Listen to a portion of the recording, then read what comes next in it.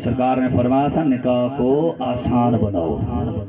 نکاح کو آسان بناؤ۔ قبلہ نکاح اتنا آسان ہے، اتنا آسان ہے کہ ہم نے کچھ چیزیں خام خواہی مہنگی کر دی ہیں نا، خام خواہی مہنگی کر دی ہیں، شادیاں مہنگی کر دی ہیں۔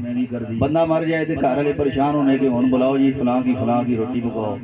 ایویں آسان لمبی چوڑے کام کیتے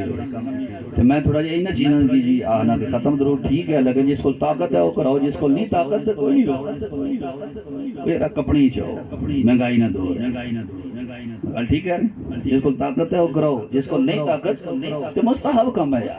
مستحب کم ہے۔ ایسا مشکل نہ بنائیے، دین آسان بناؤ، نکاح کو آسان بناؤ۔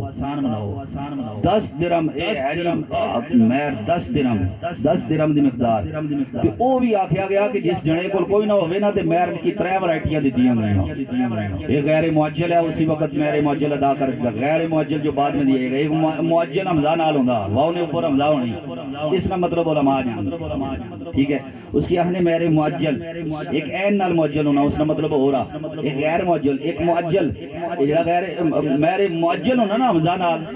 وہ بندہ ٹائم طے کری سٹنا، جیسے گڈی کنے ہونا یار ہے اتنے پیسے ہوئی گئے نہیں ٹوٹا کلا تے اتنے پیسے ہوئی گئے 10 لاکھ فلاں ٹائم تے، ایک ٹائم رکھ کے بھی مہر ادا کر کے سرکار نے فرمایا میری سنت زندہ کر۔